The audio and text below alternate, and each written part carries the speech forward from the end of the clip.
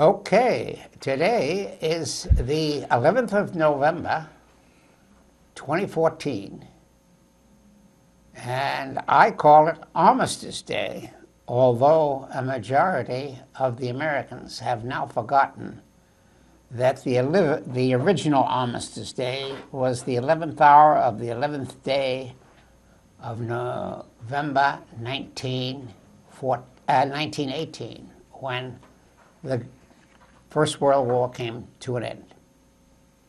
Today's title is, what were the results of the 2014 congressional and governor's elections? And I shall let Steve Reisner interview me for many of the questions, but I will introduce him as a member of the Democratic Party's City Council. And I am Robert Whaley, retired historian from Ohio University, and this is the Athens Speakout in number 318. Wow. So my question to Jeff is, how would you evaluate the victory of Governor John Kasich for a second term? Well, it wasn't surprising. The Democrat candidate, Ed Fitzgerald, got off to a reasonably good start in his campaign, I thought. I think he was running an intelligent campaign, but unfortunately he tripped up a couple places. For some strange reason, the public felt that if you're driving without a driver's license for 10 years and somehow forgot about it, does not lead to good governorship. That's debatable, of course. Yeah. Well, it's a minor. Considering the governor, misdemeanor compared to the previous presidents we've had. Well, yeah, and who are in hock for millions. Yeah. So this being Kasich's second term, it would be normal for the governor, unless he had made some serious political error along the way, to be reelected. There was also this undercurrent of dissatisfaction with the Democrat Party in general. There seems to be a lot of anger about the state of the economy. And the voters blame the president because they believe that if a president can lead us to war and destroy entire nations overnight, why can't he have full employment? Now, which president are we talking about? We're talking about President Obama. Well, he didn't lead us to war. It was George Bush. I didn't say that. Oh, what did you say? No, I said... You're a little subtle for me. Yeah, I am. I said, if a president can lead us to war, and presidents do, without the authority of Congress, they simply do it and say, well, I'll justify my actions later. Well, Obama did do that, but it was kind of like a second hand. Second hand, Libya. But okay. But the point is, if a president can do that, well, why can't he fix the economy? Why can't we have full employment? Why do we have unemployment? Why do we not have minimum wage at $20 an hour and so on?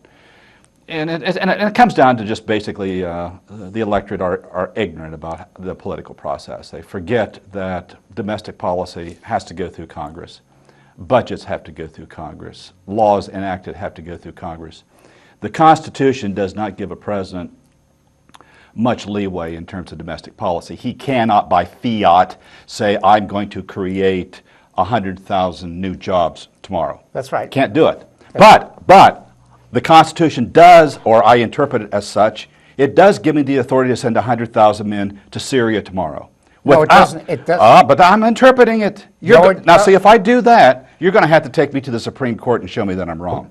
And so far, since Harry Truman, all the way to now, no one has ever bothered to challenge a president. Oh, they were challenged during Nixon's administration. What? There were lots of senators known as doves. Oh, yes. Fulbright, McGovern. But don't forget, that came much later, and even then that was at the period when Vietnam was drawing down.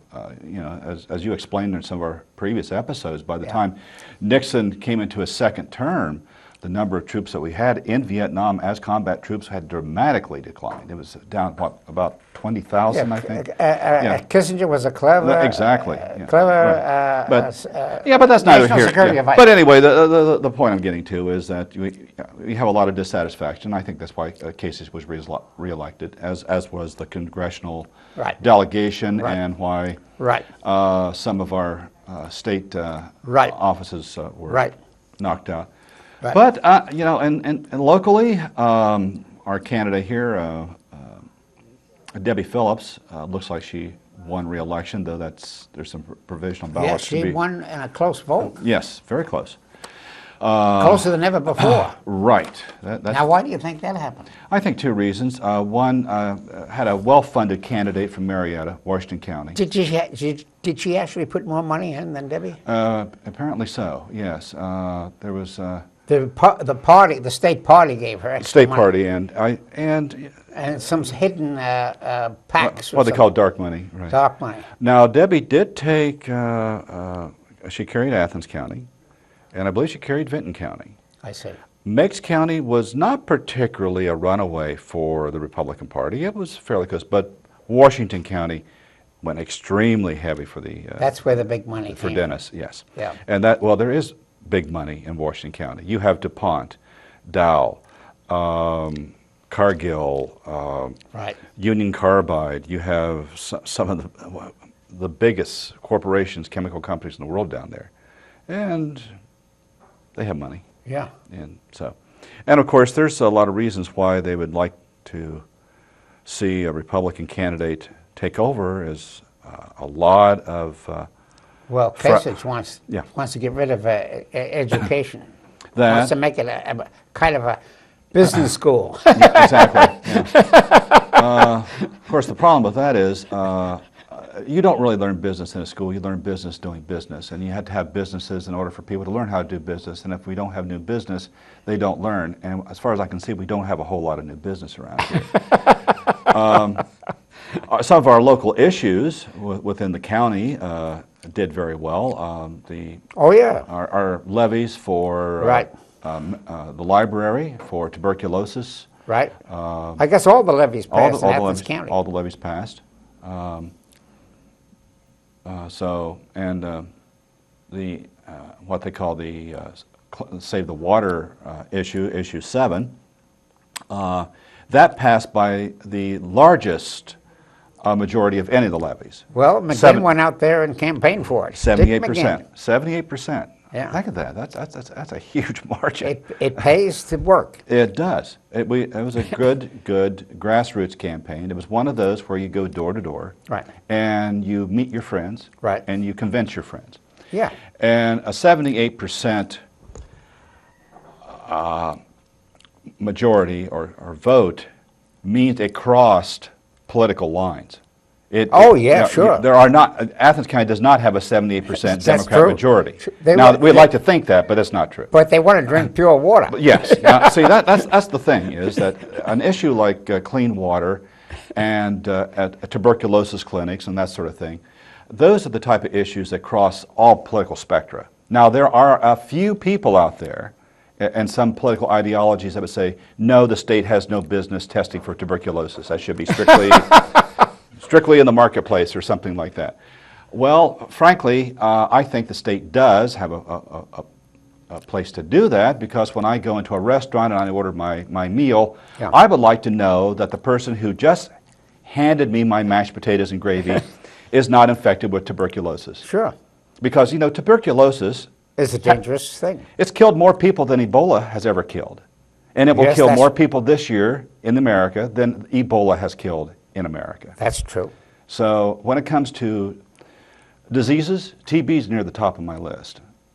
Did you have somebody in your family? Oh, yes. Oh, wow. How many people in your family had TB? Oh, at least 3. Is that right? Oh, yeah. I don't think I've had a single member of my family ever had TB. Uh-huh. I think a lot of it has to do with the climate and things like that.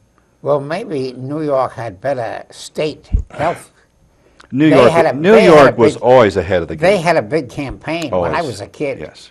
All over the subways. Yeah. No spitting in Yes. the subway.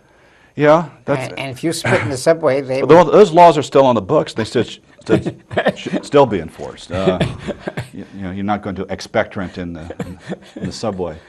So those issues passed, but issues that were nonpartisan, and this was because water affects everybody. Now, I met a guy who had TB, but he came from Illinois. Mm-hmm. So I think the western states had less state supervision. Mm-hmm. He came from rural Illinois, as a matter of fact, Mm-hmm. just like your relatives. Yeah. Yeah. The environment has a lot to do with it. The living conditions, Yeah. diet. Diet is tremendously important. I found out about tuberculosis. If you're run down, if you're not getting the proper nutrition, your body is just very susceptible. And TB is highly contagious. Yeah. Just what we're doing right now would be enough. If either one of us had tuberculosis, would be enough to give it to the other person. Yeah. Just the transmission of my air over to your nostrils is contaminated with bacteria, Right. and you breathe it, and if you're susceptible to it, you'll contract it. Well, this guy that I met was a veteran of World War I, and he was clean for about 20 years. Mm-hmm. And he said, well, you don't have to worry because I've been through so many...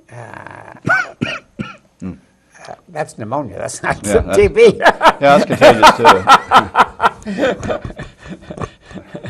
Well, we hope. Anyway, Uh-huh. this guy had no fear because he said, I have been through many hospitals, and they guarantee me that the bacillus is gone. Okay. I believed him, and Yeah. I never contracted it.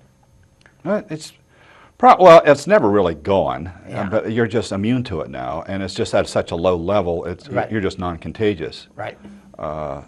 It's the same thing if you get a smallpox vaccination. Well, they don't even give those anymore, except maybe to the military. They may still get them. Yeah. But the odds of you contracting Yeah. the smallpox now is just so extremely low. They just don't Right. bother. In fact, technically, it's extinct in the wild. Yeah. It's the only place alive is like at the Center for Disease Control in And out in Afghanistan. Afghanistan. Maybe the Russians have some Right. out there. Right. But now polio was very. Anyway, we kind of forgot about Oh, that's right, yeah. Kasich. The Kasich. Well, you want to say anything more about Kasich? No, I think Kasich ran a pretty good. What would you call it? I'm trying to think of the president that just sat on his front doorstep and let the campaign go by. Was that? He didn't go out and Was that knock was that Taft or Harding? I haven't heard that. Who just basically didn't campaign at all. Just sort of let everybody else campaign for him. He just sort of stayed home. I can't think who that might be. Yeah. This is after campaigns got going. Yeah, right. This is after the popular vote. Right. Mm-hmm. Well, maybe it was. Now, I mean, Kasich had a lot of TV commercials, but you didn't see him come down to Athens to It speak. might have been Grant because of the Civil War. He didn't Yeah. have the campaign. No. He was well known. Oh yeah. Yeah, he was going to get elected anyway, no matter Yeah. what. But so yeah, all in all, it was sort of in the style of James Rhodes, I think. Rhodes ran similar campaigns. Right. Didn't do a lot of baby kissing and handshaking, that type of campaigning, but did some speeching in the TV and radio ads. Right. You saturate the airwaves, you just take over everything, and pretty soon the brain just shuts it all out. And Yeah. But so Well, it pays to be the incumbent. yeah, it does. Yeah, No question about that. Yeah. Uh-huh. And his opponent, Ed Fitzgerald, was practically an unknown. He was on the executive committee of Cuyahoga County. Mm-hmm. So Yeah, he's an FBI agent. I think he was a Yeah, prosecutor. The Some other thing. FBI agent doesn't bring many votes. It doesn't seem to. It's not. It's not like it was during the days of J. Edgar Hoover at all. Well, I don't think J. Edgar Hoover had any. I know of one FBI agent who got elected. Mm-hmm. His name was Edwards. Edwards. Do you remember Edwards? Um, Edwards was a Democrat. from North Carolina? No, I think he was from California. Oh. A liberal. No. Robert, check your microphone. Do you, You still think it's have gone off? Is this microphone there, Jeff? If it is, Let me see if I can fix it for you. Hang Good. on.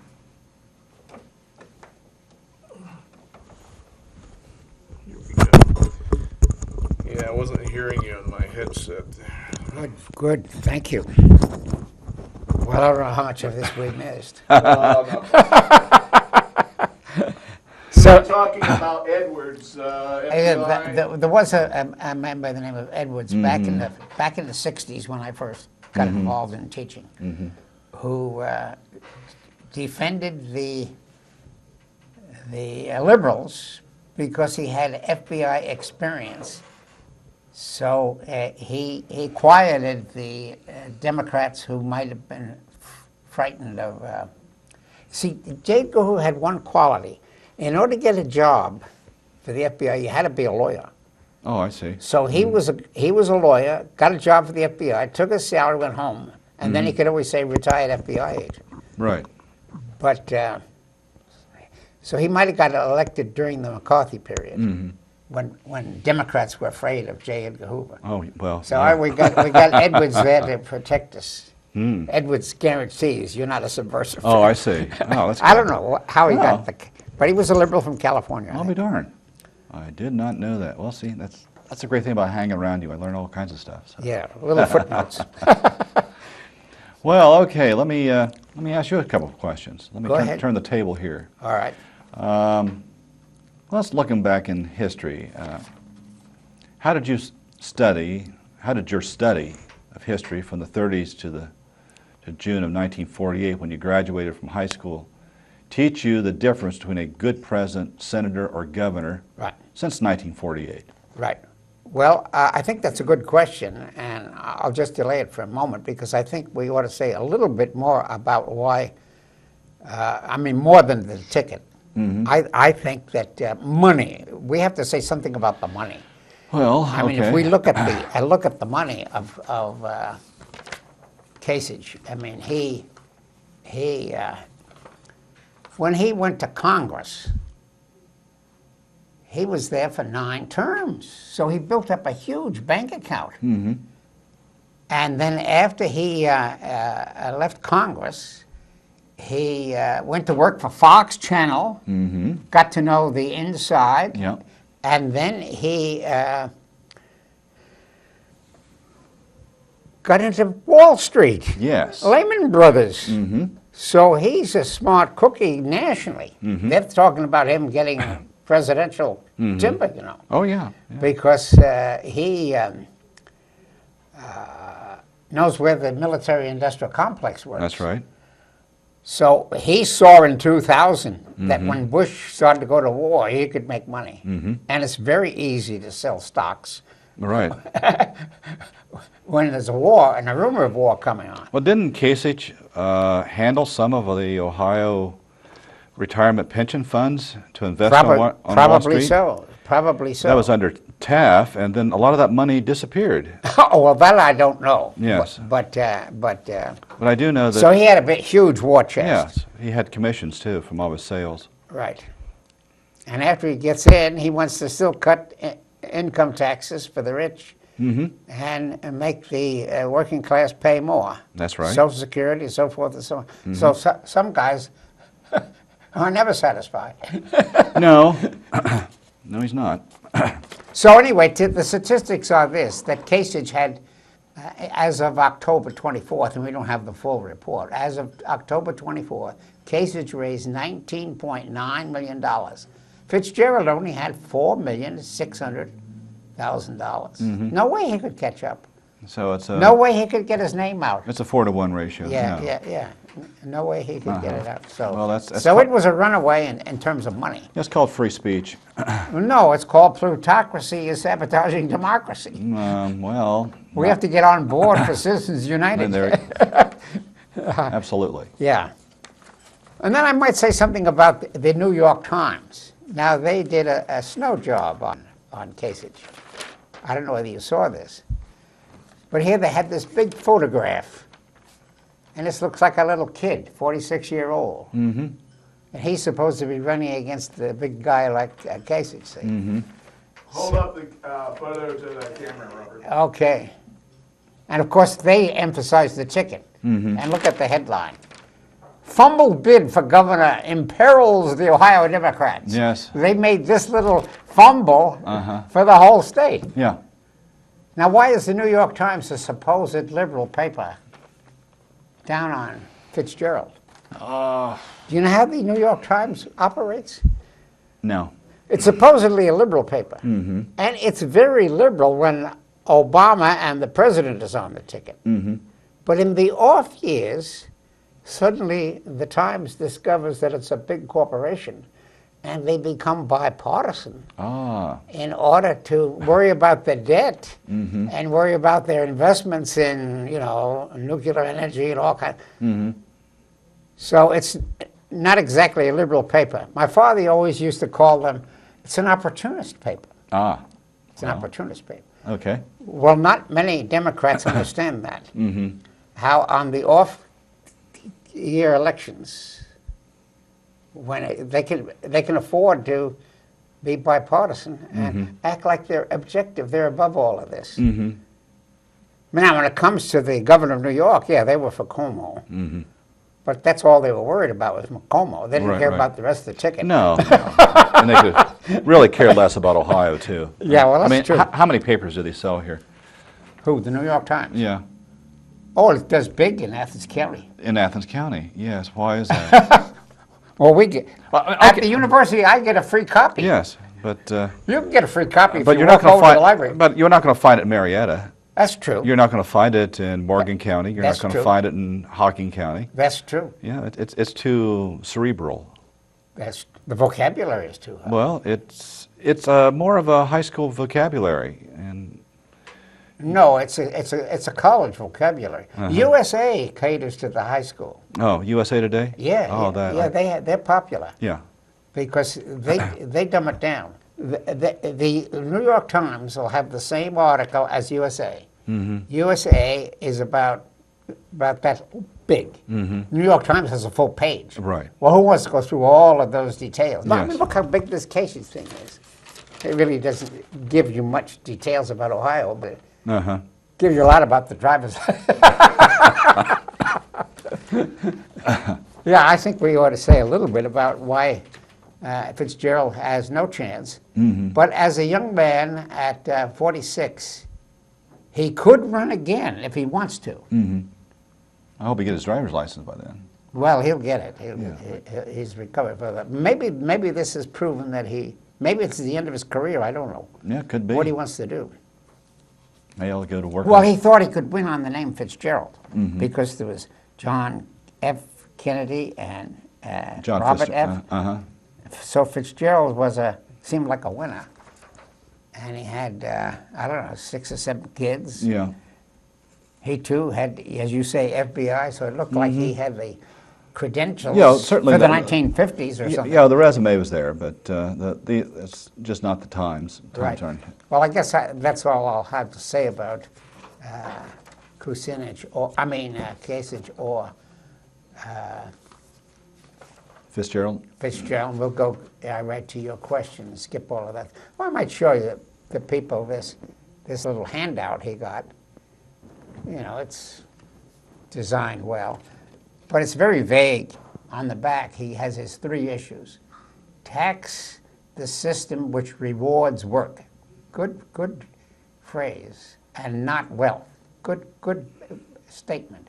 Then the second issue is, let's have an educational system that makes college affordable. That's well put. And then he says, my economic plan will create jobs. Well, everybody says that. Well, yeah. The question is, what is his economic plan? That was a little vague, but Yes. that was what he was campaigning. And then he Well, got an endorsement from the Athens Messenger. Yeah, that was. But this endorsement is more anti-Kasich. It really didn't say much about Fitzgerald. It just says why Kasich has slanted leadership and took him to task. So he got some publicity in Athens County. But the figures of Athens County, I think I have the statistics. Even in Athens County, Casey's got 62%. Fitzgerald got 34%. The figures in this newspaper were kind of gobbled. I don't know why, but I had to recheck those. Robert, do you have the figures for Athens City? No, this was just the county. Okay. And Debbie Phillips, we were talking about that. Debbie Phillips is on here, I think. Yeah, Phillips, 50.34%, and Dennis got 49.66. That's the 194 votes difference. Yeah. Okay, so I guess we're going to get now to this history that you mentioned.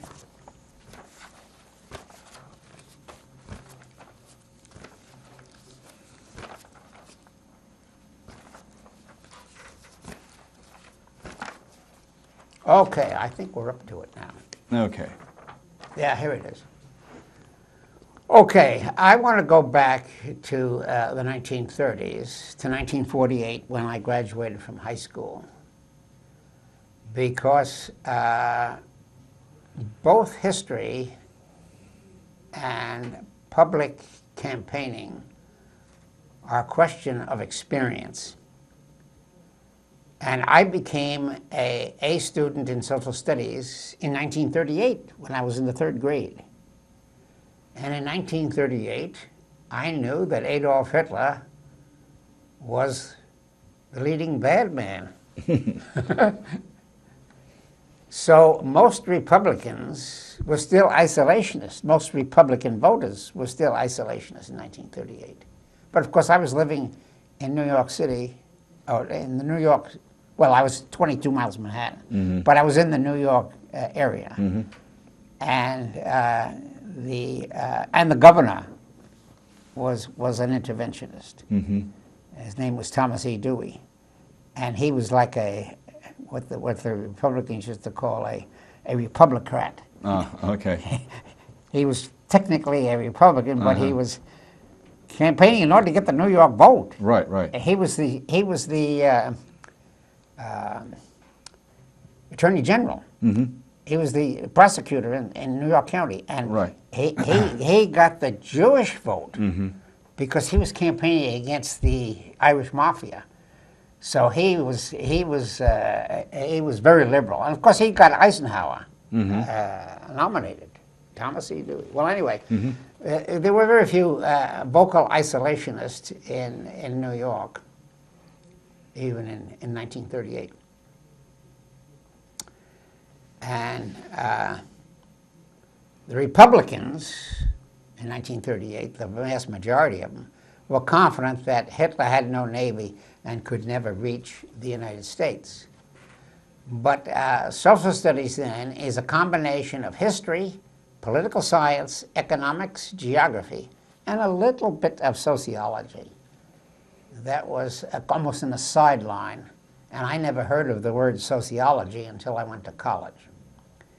And so that history, you put all of these campaign issues together from ground zero. Now, I had a lot of experience from my fellow students because I was living in a little suburban town, 22 miles from Manhattan, and I saw Franklin Roosevelt in 1936. Wow. Drive by in a car, a limousine. My aunt went home and told my uncle, we saw the president. My uncle growled. He was a big Republican. What does that matter? Who cares? Yeah. So that was the first time I knew, well, what is a Democrat? What is a Republican? What do you mean by the president?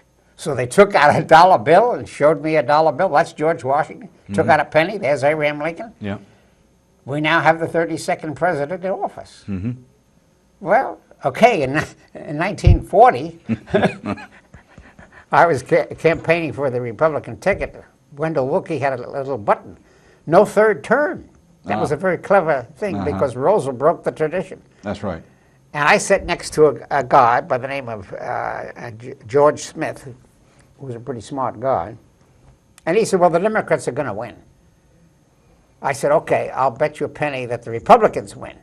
because everybody in Nassau County, 70% of them were Republicans.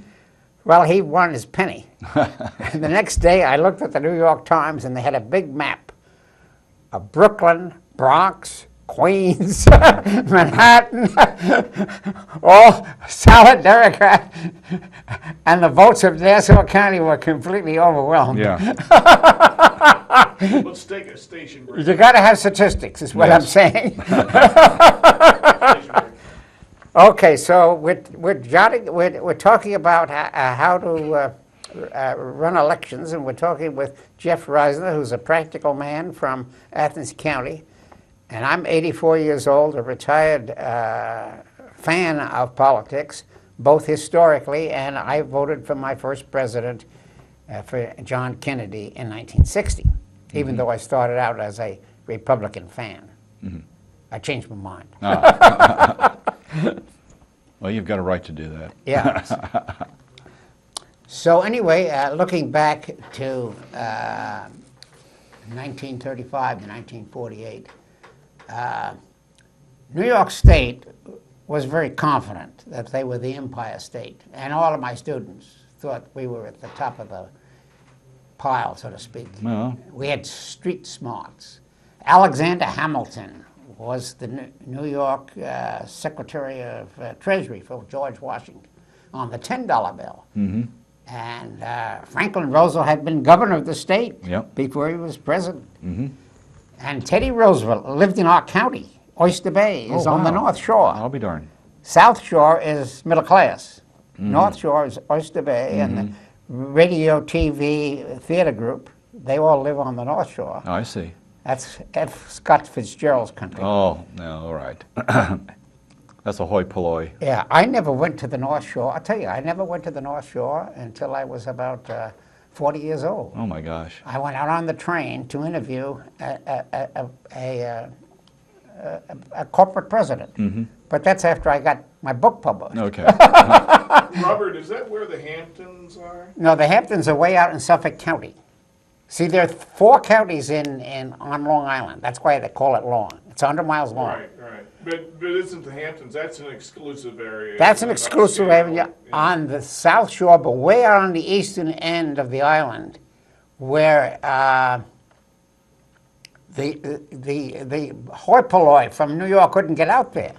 So you got a series of beaches: Coney Island, Far Rockaway, East Rockaway, Short Beach, Long Beach, Jones's Beach, Fire Island. Well, only when you get to Fire Island will you get into Suffolk County, and it gets to be country. Wow. But Nassau County was well developed when I was a kid. Jones's Beach is one of the biggest beaches on the East Coast. And it was constructed in 1930, just about the time I was born. But it was actually open. They made a parkway in 1930.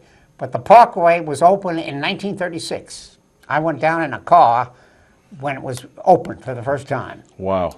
Isn't Jones Beach where you used to go to As a look kid. for your souvenirs? Yeah, in 1945, where I used to, well, the parkway was closed. They used to charge a quarter to get down there. Well, when Pearl Harbor hit, they closed the beach because everybody had to go to war, and they just allowed driftwood to pile. And my friend and I used to pedal down on a bicycle with a knapsack and go look for souvenirs. So we got K rations, and we got life jackets, and Gee. Navy hats and Army hats, and C rations, and then I would trade them with other kids. Got a Japanese knife and a German medal and so forth. I eventually had 340 little souvenirs in my attic. Then when I went away to college, my father took them all to the auction and sold them all. Boy, what a dad. That's the kids' world in the Apple. But it gave me some insight into World War II, yes. Right. You've been on the Antiques Roadshow right now, making Right. hundreds of millions of dollars from. So anyway, we had the Statue of Liberty, and now I must say that after I left New York as a teenager in I went away to Maine to college. And then you begin to learn that outside of New York, most people say, well, it's a nice place to visit, but I wouldn't want to live there. And they saw us as kind of bossy and arrogant and chauvinistic and so forth and so on. So I guess that attitude that Maine had percolates down to Ohio and other states. Probably so. In the South, so forth and so on. Yeah. So that I think that plays a big election today. This was a rebellion of rural America against New York Times, Bush, Jewish elite. Yeah, it plays a role. It does, yeah. For some reason, people in the Midwest like to consider themselves somehow... Ohio is getting closer to the South. This is South Ohio. Yeah. Well, demographically, after the Civil War, a lot of Southerners moved up here. Yeah, right. So that's why and they brought their bigotry with them. Right. So anyway, in 1938, I was 8 years old. My father was 45 years old. And he was older than most parents in my generation. And his father, my grandfather, was then 69 years old. And my grandfather and father lived in the same town of Baldwin. And they were both in the trucking business. And my grandfather started out with a team of horses. That's why the union is called the Teamsters. Exactly. They had real horses in those days. Yeah, they had teams. Yeah. And he was an independent trucker, and he used to truck from Baldwin to Manhattan and Brooklyn, and he did local trucks. Then a local team of horses. Yeah. And then in 1917, the First World War, he got his first motor truck. And he was still in the trucking business when I was a kid. And he died when he was about 90 years old in about a block from where I was raised, from the elementary school. And he was sent a letter when he was about 85 by the governor of the state, Averell Harriman. Wow. You're the oldest driver in the state of New York who's never had an accident. And they took his license away. Well, that was nice. We're going to keep your record. Right. Yeah, you won't be able to break it now. So my grandfather died in 1963 at age 95, just about the time my daughter was born. And he passed his horse sense on to my father and percolated down to me in a way. Now, my father got into the trucking business in 1907. His mother died. His mother died probably of TB, maybe of diphtheria, maybe of pneumonia. But my grandfather, who drove these team of horses, lived in the slums of the Irish sections of Brooklyn. And he was on that truck 12, 14 hours a day and didn't care anything about his wife. And they had 4 kids. So she died at age 35 of an unknown throat disease. So my relatives used to say, well, she really died of neglect from Dan Whaley, my grandfather. Well, that's not unusual. My grandfather went through 2 wives. Is that right? Yeah, he had married and had 5. Well, see, actually she had 6. 1 died. And then she died, and he married another woman, my grandmother, about a year later, and then had 9 more. So when my father went to work, he got into selling truck parts, and then he sold motorcycles, and then eventually he was selling oranges and watermelons and house trailers. So he got in the long-distance business. Now, this is about what time? Well, he was selling truck parts in Long Island City. He got a job for the Autocar Truck Company that manufactured trucks. They were heavy trucks similar to Mack. They were probably out of business when you were raised. Okay. You never heard of the Autocar? No. Or the Rio? Nope, doesn't ring a bell. The Rio and the Diamond T were heavy trucks like the Mack. But and they made money in World War II. But in the 50s, they began to fade. I see. Like the Packet automobiles. Yeah. Have you heard of the Packet? Oh, yeah. Well, the Packet and the Hudson and those trucks went out of business. Studebaker, all those. Yeah. Well, my father worked for Autocar, and then he worked for several other companies. There were about 1,000 truck manufacturers in 1970. Oh, yeah. And they gradually were swallowed up by That's the way it works. Detroit. Yeah. Mack and GMC and International in Chicago became the big producers of mass production, so to speak. Right. Anyway, So this was during the 19 from teens to the... from 1907 07? to 1917. Okay. Yeah, for 10 years. Okay. He was in the trucking business and the motorcycle business. Okay. In Queens County, Okay. Brooklyn County, on a local basis. Okay. Well, in 1917, he was living in Long Island City, where the Autocar truck was. And he was drafted in the American Army. Okay. And he served in an elite corps called the MTC, the Motor Transport Corps, Okay. because there were few people who were experienced with trucks. That's right. Yeah. So he didn't have to go over the top. Right. No, they needed him to bring supplies in. So he rented a special unit, and they went to France, and they used to go up to the front, deliver a new truck on a chain, Yeah. and bring the wrecks back. Sure. And so they used to go from Brest up to the front. He heard cannons, but he never had a gun in his hands. Yeah. And he never got back until 1919, after the armistice. Because when the war was, after the war, they had to smash all of the Ford trucks to reduce that for the second-hand market, so they could sell new ones. You could see it. Big business was a racket. Oh, yeah. Okay. Even in those days. My father saw how the market works. Yeah. Well, you create a... But he was an independent, self-employed guy who never wanted to work for big business if he didn't have to. So he went into business for himself, and then he went bankrupt and had another business. Anyway, when he came back from the war, my aunt, this one who took me to the parade in 1936, who was a closet Democrat, said, well, you know, you're a veteran, you can get a job. Baldwin needs a postmaster. Baldwin didn't have a postmaster, he just had a drugstore. Okay. And people had to pick up their mail at the right. drugstore. Well, this little farming village now became suburbia. And this druggist was burning the mail. Oh, my God. Couldn't deliver it. Because they were building new bungalows. Well, that's a federal offense. So my father took the test, and he was appointed in 1923 and got married in 1923. And he was postmaster under Warren G. Harding. That's right. Calvin Coolidge, Herbert Hoover, and then he even stayed under Roosevelt until 1935. Now, it was patronage in those days. Oh, yeah.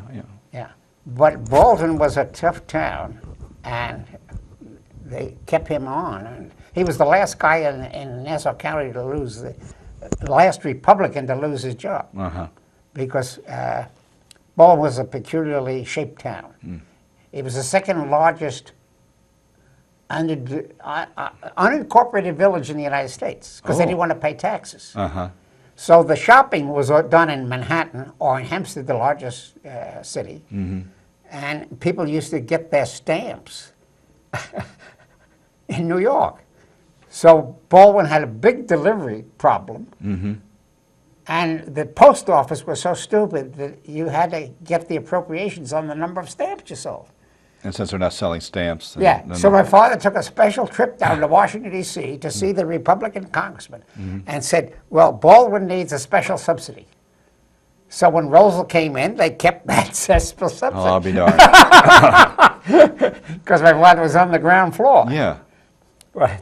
Anyway, that was the business of the Well, post that was office. politics in those days. Politics. I mean, So my father had a little experience they got in things done. Politics. Yeah.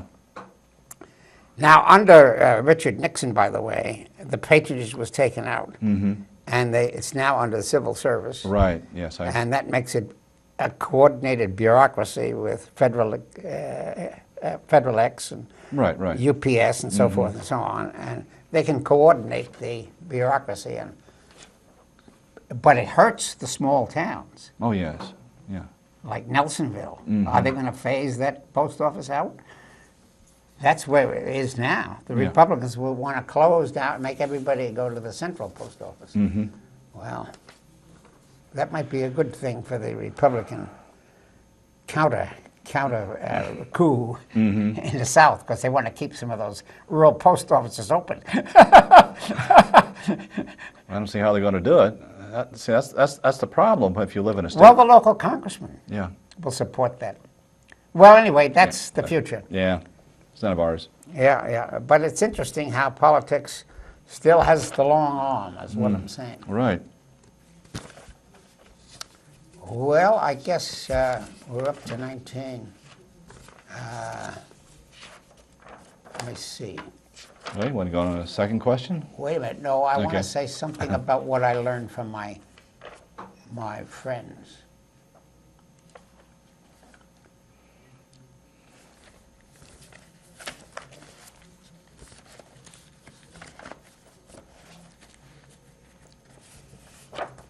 Yeah, I still want to go on this. What I was learning from 1935 to 48. I should say something about my classmates, because I've learned from two of my classmates through the grapevine, so to speak. Now, my best friend from age 5 to 9 was a year older than I was. And he taught me. He was going to the second grade when I was going to the first grade. So he was the son of a naval pharmacist. His father was a career naval pharmacist. And he knew more about the Navy than I knew. So I picked up a little bit of, he was born in Massachusetts, and he was stationed in California. His father was stationed in California before he moved to Baldwin. He just moved to Baldwin, next door to me. Okay. And he came from California. And Wow. he came from California by the way of the Panama Canal, Oh, my gosh. which I didn't know anything about it. And then he knew all of the battleships were named after states. Right, right. And he knew that the cruisers were named after cities, and the submarines after fish. So we used to go home and draw pictures of these various ships and so forth and so on. So I picked up a little informal knowledge from him. So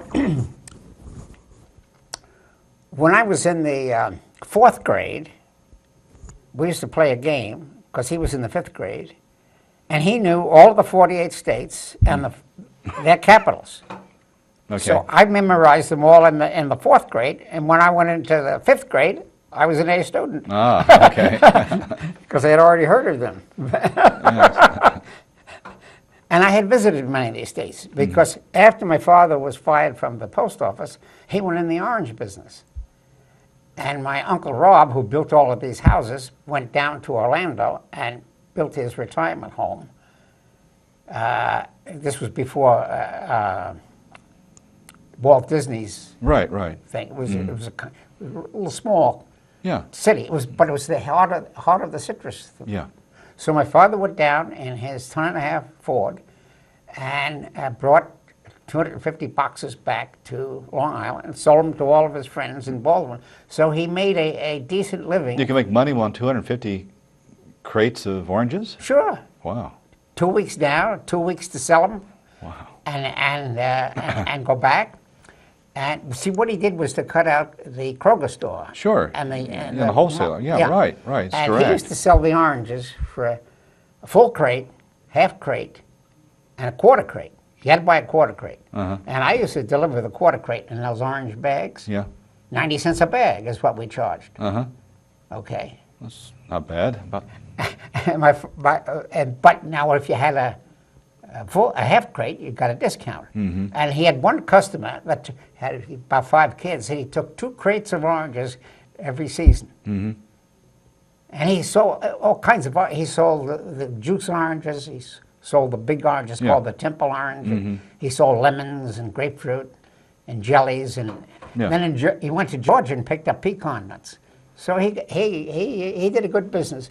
Then in the summertime, you follow the cantaloupe and watermelon market, and you go down to South Carolina and pick up cantaloupe, and then come to Delaware and pick up watermelon. So he made a good living from 41 up to Pearl Harbor. Pearl Harbor, he had a gas rationing. Yeah. He had to sell the truck. And then he went into the newspaper business, and he delivered papers to the boys in the candy stores and so forth. And he was always a good salesman. So instead of selling oranges, he was selling newspapers and hiring men. He was the assistant circulation manager. And the problem of the newspaper was that the young men all went off to war. That's right, yeah. So they hired old guys who were 50 years old to run the routes, and they were not too reliable. So my father was always looking for new route salesmen. Yeah. And the boys had to. Yeah, the messenger looks for him yeah, too. well, but he knew Nassau County well. Uh-huh. And so he did that until 47, and then in 48, when I went away to Maine to college, he went south to Delaware, downstate Delaware, and sold house trailers because there's then a housing boom from World War II. That's right, okay. So he made a decent living from 1950 to 1960. And he retired in the trailer business. I see. Well, So he never did officially retire. He just stopped. stopped. Uh-huh. Died in Seaford, Delaware, in a hospital from cancer, Oh. age 79. Well, you beat him. Yeah, I'm longer. But anyway, I picked up politics and business Yes. orally from my father on traveling through 10 states.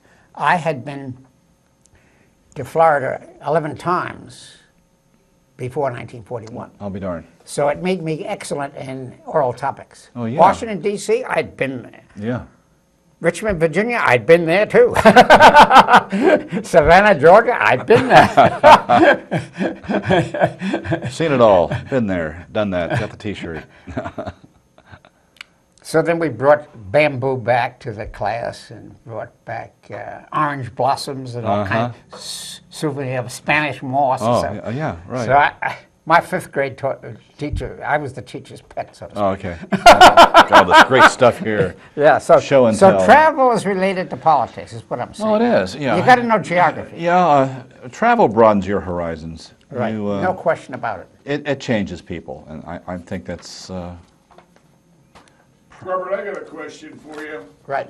Who is the most influential politician that you have ever personally met? Oh, well, I met Dukakis, Michael Dukakis, the governor of Massachusetts. I met him when he was in high school. Yeah. You went to school with his brother. Yeah. In 1949, in my sophomore year, I roomed with Stelian Dukakis, the older brother of Michael.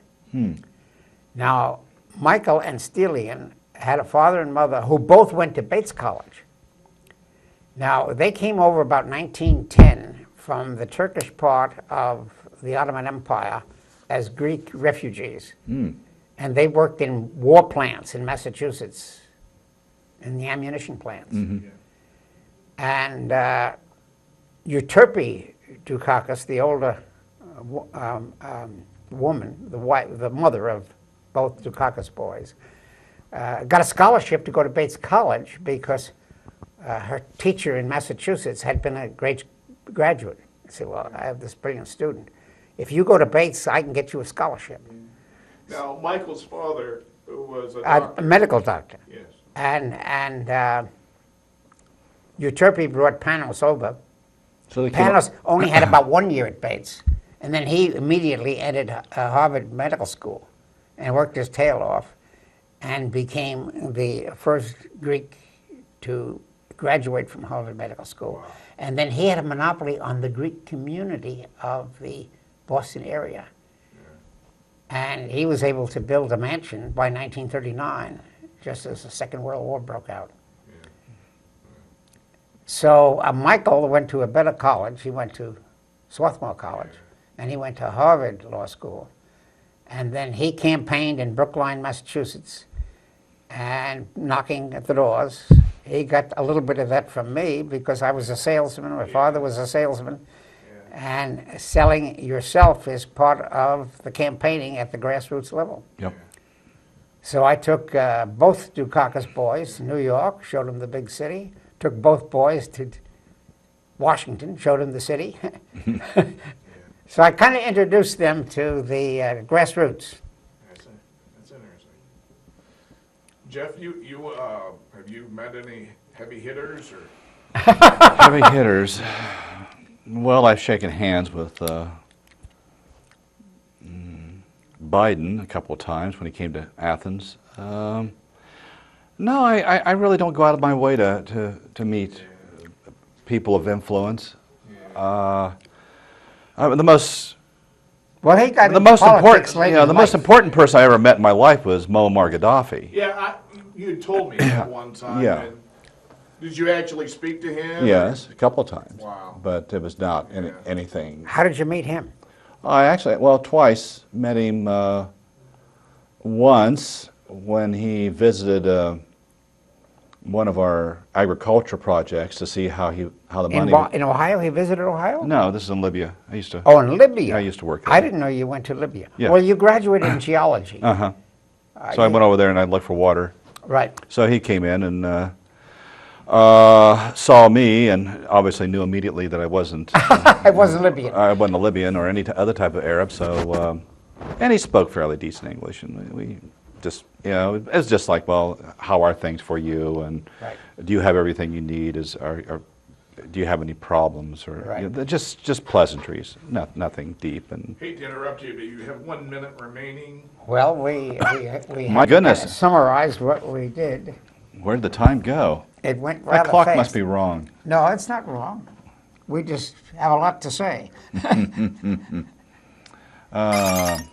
Well, okay, you've had the ball. You can summarize as you see fit. Well, I was trying to talk about how my education through my father and mother and through my early boyhood friends, Walter Bruff, who got me interested in geography, and I had my own geographic experience. He had never been south, so we used to share stories of driving, and he went to Fall River, Massachusetts to visit his grandmother and father and so forth. So I got a little insight into Massachusetts, and he got a little insight into Florida. We used to talk about that. And then he left just about 1940. His father was stationed in Petersburg, Virginia, and I never saw the Bruffs again. Okay.